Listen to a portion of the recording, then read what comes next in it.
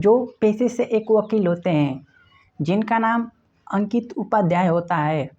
अंकित उपाध्याय के परिचित एक व्यक्ति होते हैं जिनका नाम किशोर पैकरा होता है।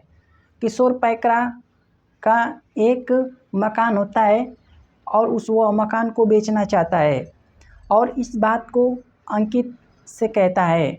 जब उस बात को अंकित सुनते हैं तो उनके मकान को बिचवाने के लिए कोशिश करते हैं। उनकी मकान को 30 लाख रुपए में बेचा जाता है। अंकित किशोर की मकान को बिचवा देता है, रजिस्ट्री करा देता है और जब उस मकान का 30 लाख रुपया मिलता है तो अंकित किशोर को नहीं देते हैं और अपने पास रख लेते हैं। जब किशोर पैसा मांगता है तो वो कहते हैं कि अभी मेरे पास पैसे की ज़रूरत है, जब मेरी ज़रूरत हो जाएगी तो मैं आपका पैसा आपको दे देंगे। और अंकित क्या करता है कि उस 30 लाख रुपये को शेयर मार्केट में इन्वेस्ट कर देता है और अंकित की पूरी पैसा लॉस हो जाता है। और इधर जब किशोर पैसा मांगने के लिए जाता है तो अंकित कहते हैं कि मेरे पास पैसा नहीं है, जब मेरे पास पैसा होगा तो आपको दे देंगे। इधर किशोर के परिवार में कोई नहीं रहता था, किशोर अकेले रहते थे और किशोर की उम्र 55 वर्ष की थी। किशोर एक दिन एक्सीडेंट हो जाता है और किशोर के पैर में फ्रैक्चर हो जाता है। अब किशोर बेसहारा था, उसको कोई साथ देने वाला नहीं होता है। वो इसलिए फिर अंकित से पैसा मांगता है कि मुझे पैसा दो, मुझे ज़रूरत है। लेकिन अंकित ने उन्हें पैसा कहते हैं कि मेरे पास नहीं है। ऐसा मैं कर सकता हूँ कि मैं जब तक तुम्हें पैसा ना दूँ तब तक मैं तुम्हें खाना पानी सेवा पानी करना मेरी जिम्मेदारी है, मैं तुम्हारा करूँगा। ये कहते हैं तो किशोर ने उनकी बात को मान लेते हैं और अंकित उनका सेवा पानी करता है और कर रहा था। लेकिन जो किशोर होते हैं, किशोर को अपने चाह मन खाना नहीं मिल रहा था। वो अंकित से कहते हैं कि ये ले आओ, वो ले आओ, ये नहीं ले आ रहे हो, मेरे पैसे दो, हम अपने पैसे से अपना जीवन यापन करेंगे। लेकिन जो अंकित होते हैं वो उनके पैसे को नहीं देते हैं। उनका मन ही नहीं था कि मैं इनके पैसे के दूं और वो अंकित किशोर की बात सुनते हैं और चिड़चिड़ा जाते हैं, गुस्सा हो जाते हैं और अंकित और अपने पत्नी के साथ किशोर को अपने रास्ते से हटाना चाहते हैं कि जब तक ये जीवित रहेंगे हम लोगों को टॉर्चर करते रहेंगे। अंकित और अंकित की पत्नी मिलकर दोनों किशोर को एक मौत के घाट उतार देती हैं। आइए इस घटना को हम एक कहानी के माध्यम से समझने का प्रयास करते हैं कि आखिर में क्या घटित हुआ, कैसे हुआ, आखिर ऐसा क्या कारण था जो अंकित को किशोर की मौत करनी पड़ी। तो जय हिंद, नमस्कार, मैं धनंजय कुमार। आज की यह सच्ची घटना छत्तीसगढ़ प्रदेश के रायपुर के डीडी नगर थाना क्षेत्र के इंद्रप्रस्थ फेज 2 कॉलोनी के पास के इंद्रप्रस्थ फेज 2 कॉलोनी के पास से 1.5 किलोमीटर दूर एक घना सा एरिया होता है जिससे एक रोड पास से गुजरती है। उस एरिया, उस जगह पर छोटे छोटे झाड़ियाँ, बड़े बड़े झाड़ियाँ होती हैं जहाँ पे काफ़ी लोगों को आना जाना नहीं होता है। लेकिन जो उससे पास जो रोड जा रही थी उस रोड से लोगों का आना जाना लगा रहता था, क्योंकि उस जगह से 200 मीटर दूर पर एक बस्ती होती है और बस्ती से लोगों को आना जाना लगा रहता है।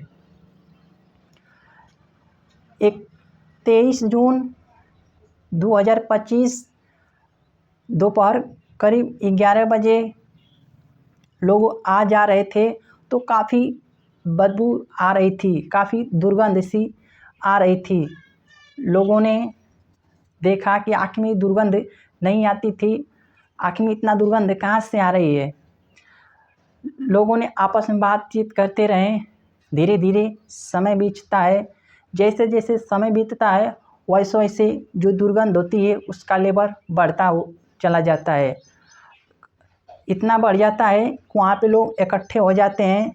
वहाँ पे कुछ लोग इकट्ठे होकर आपस में बातचीत करने लगते हैं कि ये दुर्गंध काफ़ी ख़राब है, ये कहाँ से आ रही है।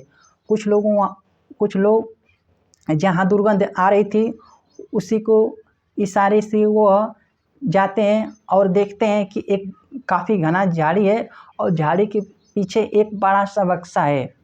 जब वो उस बक्से को देखते हैं तो लोगों ने काफ़ी भयभीत हो जाते हैं कि आखिर में इस बक्से से दुर्गंध आ रही है, आखिर इस बक्से में क्या है। वहाँ पे उपस्थित लोगों ने यह सूचना पुलिस को देती है। उस बक्से को झाड़ियों के पीछे से रोड के पास लाती है और फोरेंसिक टीम को सूचना देती है और फोरेंसिक टीम भी तुरंत मौके पर वहाँ पे पहुँचती है और उस बक्से को लोगों की मौजूदगी में वीडियोग्राफी करके उस बक्से को तोड़ा जाता है। जब उस बक्से को खोला जाता है तो उस बक्से में एक लाल रंग का ट्रॉली बैग होता है और वो ट्रॉली बैग सीमेंट से पूरा प्लास्टर किया हुआ था और उस ट्रॉली बैग को पुलिस उस बक्से से बाहर निकालती है और उस ट्रॉली बैग को तोड़ती है सीमेंट से। जब तोड़ के खोलती है तो देखती है कि किसी का व्यक्ति का लाश है। जब यह देखती है कि किसी व्यक्ति का लाश है तो वह तुरंत ही अपने उच्च अधिकारियों को सूचना देती है। उच्च अधिकारियों ने इस घटना को जानने के लिए कई टीम गठित करते हैं और वहाँ के जितने भी आरी पास के सीसीटीवी कैमरे होते हैं उस सीसीटीवी कैमरे को खंगालते हैं और जो बक्सा होता है काफ़ी नया होता है और उस बक्से पे लिखा होता है हब्बू भाई और उस बक्से पे हब्बू भाई लिखा होता है और उस बक्से को दुकान को खोजने का पुलिस प्रयास करती है। बाज़ार में जाती है, करीब 3 से 4 दुकान पता करती है कि क्या आपके यहाँ का बक्सा है, इस बक्से पर लिखा है हब्बू भाई। तो उसके द्वारा दुकानदारों के द्वारा बताया जाता है कि यह जो बक्सा है इससे आगे वाली दुकान पे है। तक करीब 5-6 दुकान पे जब पुलिस पहुंचती है तो पूछती है कि यह आपका बक्सा है, इस पे लिखा है हब्बू भाई। तो जो दुकान मालिक होते हैं वो कहते हैं कि जी हाँ, मैं कभी भी जब नया बक्सा किसी कस्टमर को देता हूँ तो मैं अपना नाम लिख कर देता हूँ, जी हाँ यह मेरा बक्सा है और यह मेरे यहाँ से कल ही गया 22 जून सन 2025 को मेरे यहाँ से बक्सा यह गया है।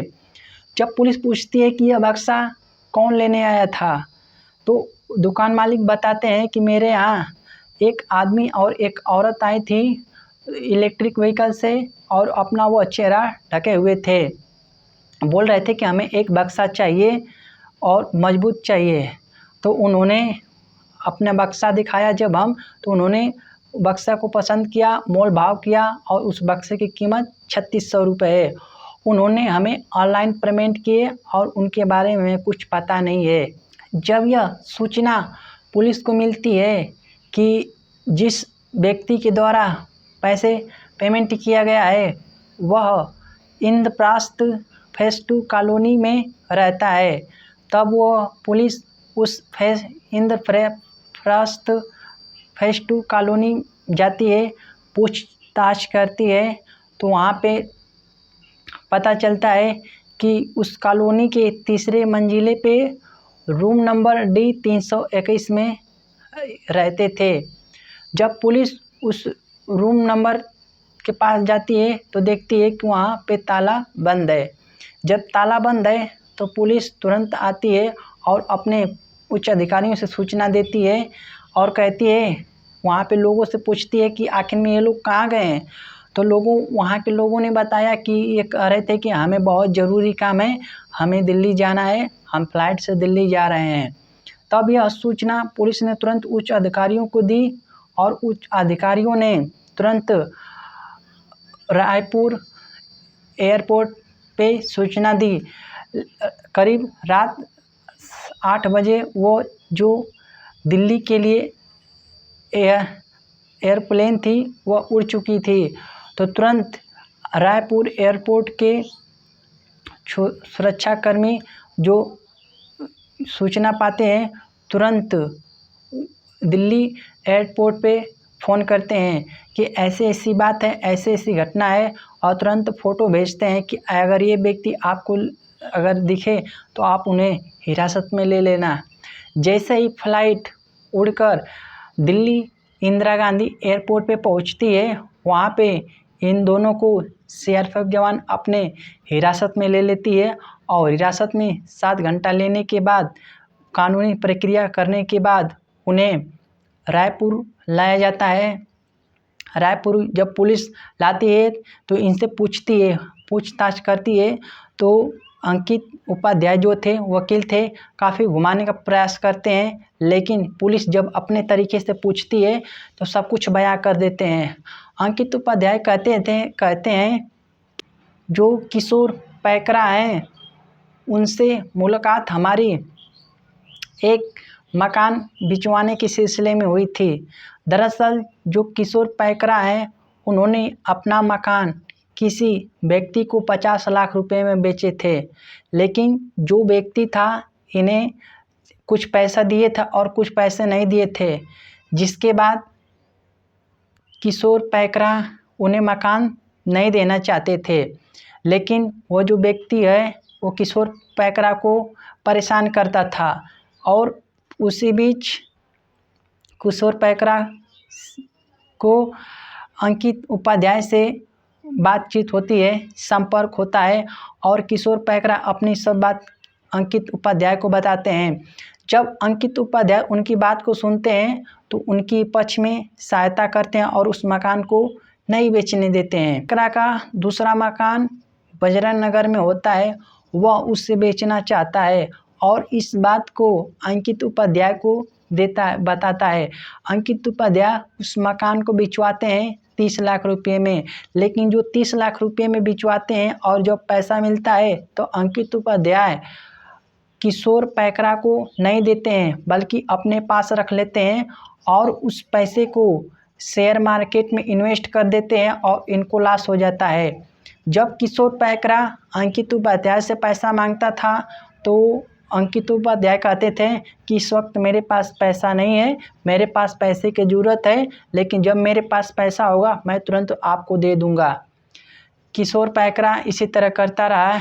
एक दिन उनका अचानक एक्सीडेंट हो जाता है और उनके पैर में फ्रैक्चर हो जाता है। किशोर पैकरा के पास कोई फैमिली नहीं होता है, वह अकेले रहता था। उसकी माँ उनके साथ रहती थी। करीब 3 से 4 साल पहले पैकरा किशोर की माँ की देहांत हो गया था और देहांत अकेला रहता था, उनका कोई सहारा नहीं था।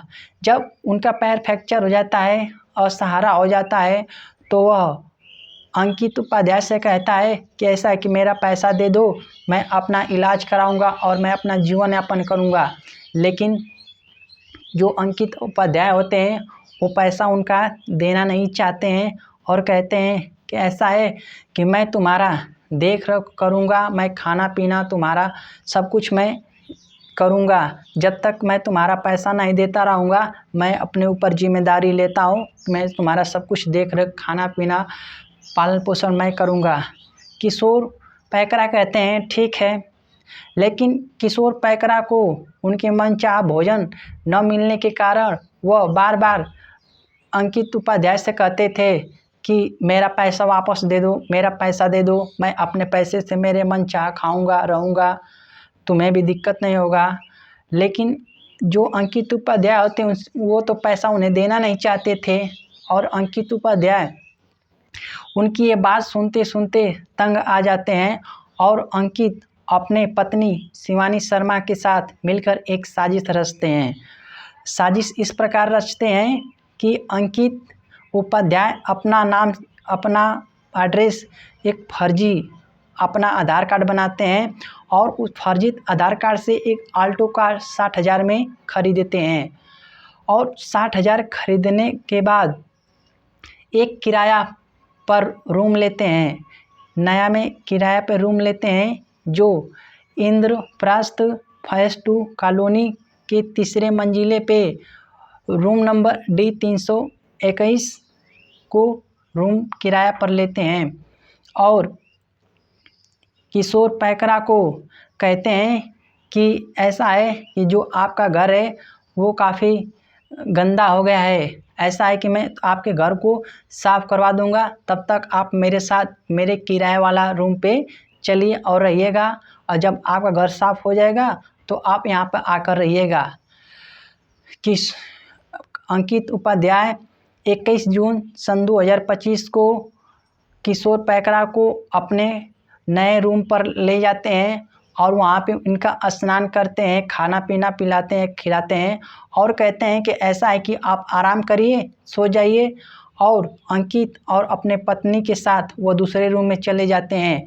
जब किशोर पैकरा सो रहा होता है, अंकित और अपने उसकी पत्नी दोनों आते हैं, तकिए से मुँह दबा देते हैं और गला दबा देते हैं और किशोर पैकरा की मौत हो जाती है। लेकिन उनको यह संतुष्टि नहीं होती है कि मृत हो गए हैं, अर्थात मर गए हैं, कि जिंदा है। पास में ही धारदार हथियार होता है, उससे उसके गला को 4-5 हरी रेत देते हैं और रेतने के बाद वह उस बॉडी को, मृत शरीर को सूट एक लाल कलर का ट्रॉली बैग होता है उसमें भरकर वह चले जाते हैं। अब 22 जून सन 2025 को वह सुबह आते हैं तो देखते हैं कि काफ़ी बदबू आ रही है, उस ट्रॉली बैग से काफ़ी बदबू आ रही है और वहाँ पे जो खून बिखरा हुआ था उसको तौली से साफ़ करते हैं और यह सोचते हैं कि जो बदबू आ रही है इसको यदि हम सीमेंट से अगर प्लास्टर कर दे तो बदबू नहीं आएगी। तो वह दोनों जाते हैं, हार्डवेयर के दुकान पे जाते हैं और सीमेंट लाते हैं। सीमेंट लाने के बाद उस सूटकेस को पूरे प्लास्टर कर देते हैं और प्लास्टर करने के बाद रख देते हैं। फिर शाम होती है, शाम को प्लास्टर करने के बाद भी बदबू आ रही थी, तो उन दोनों ने कहा कि ऐसा है कि इसको यहाँ से कहीं दूर ले जाकर फेंक देना ही अच्छी है, क्योंकि दिन पर दिन बदबू बढ़ते जा रही है। और उन्होंने एक बक्सा होता है जहाँ पे छोटा बक्सा, बड़ा बक्सा, अनेक प्रकार का बक्सा बनाया जाता है, उस दुकान पे अंकित और शिवानी दोनों पति और पत्नी जाते हैं और बक्से का मोल भाव करते हैं और बक्सा पसंद करते हैं और उसे पसंद करने के बाद दुकान से चले आते हैं। कुछ 400 रुपया कैश देते हैं और चले जाते हैं, कहते हैं कि कल बक्सा जाएगा और कल बक्सा जाएगा और पूरा पैसा आपको पेमेंट किया जाएगा।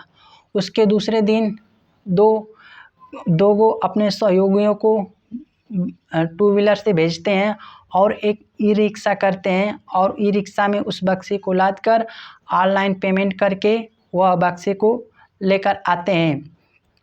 इंद्रप्रस्थ फेज 2 कॉलोनी में उसको लिफ्ट के माध्यम से ले जाया जाता है।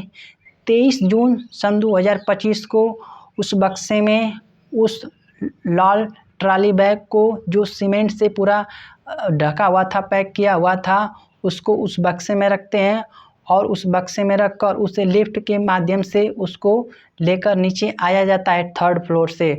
जब 3rd फ्लोर से नीचे ले आया जाता है तो लिफ्ट से उतरने के बाद उस बक्से को आल्टो कार में जो पीछे का हिस्सा होता है 2 सीट, उसे तोड़कर आल्टो कार में पैक कर दिया जाता है और जो पीछे का गेट होता है वो खुला ही होता है। और उसके साथ जो 2 सहयोगी होते हैं वो आल्टो कार में बैठ जाते हैं और दोनों पति पत्नी 2 अलग अलग मोटरसाइकिल इलेक्ट्रिक व्हीकल से जाते हैं। जो पत्नी होती है शिवानी शर्मा, वो लाश के साथ आल्टो कार के साथ जाती है और जो पति होता है अंकित उपाध्याय, वह पहले से जाकर वह जगह को सुनिश्चित कर लेता है कि यहाँ पे अगर इस बक्से को रखा जाए तो हम लोग सुरक्षित रहेंगे, किसी को भनक भी नहीं चलेगी, किसी को पता भी नहीं चलेगा और जो किशोर पैकरा है उसका कोई है भी नहीं कि कोई छानबीन करेगा, ऐसा है कि यहाँ पे रख देना ही अच्छा है। तो करीब इंद्रप्रस्थ फेज 2 कॉलोनी से 1.5 किलोमीटर दूर एक घना जंगल होता है, एरिया होता है, उसमें ले जाकर झाड़ी के पीछे उस बक्से को रख कर वो चले आते हैं और वो जो ऑल्टो कार होती है उसे एक गैरेज में पेंट करने के लिए ले जाकर दे देते हैं, और जो दो टू व्हीलर है उसको घर पर ले जाकर रख लेते हैं। उनके दो सहयोगियों अपने घर चले जाते हैं और अंकित उपाध्याय और शिवानी शर्मा ये दोनों घर से भागने के लिए ज़्यादा दिन रहने के लिए पूरे घर के जो गहना जेवरात थे उसको लेकर वो रायपुर एयरपोर्ट से वो दिल्ली जाने के लिए सोचे थे और चले भी गए थे। लेकिन जब रायपुर की पुलिस इस घटना को सख्त तरीके से जांच की, पर्दाफाश की, तो उनको गिरफ्तार में ले लिया गया है और उनके साथ दो सहयोगी थे उनको भी गिरफ्तार में कर लिया गया है। और उन दोनों से पूछताछ करने के बाद उन दोनों को रिमांड पर ले लिया गया है और आगे की कार्रवाई पूछताछ करने के बाद की जाएगी। यह कहानी को सुनाने का मेरा उद्देश्य यह नहीं है कि किसी की भावनाओं को ठेस पहुंचाना, आहत पहुंचाना। मेरा यह उद्देश्य है कि मैं इस कहानी से आपको सतर्क रहिए, सावधान रहिए। तो इसी कहानी के यहीं पे समाप्त करते हैं। जय हिंद।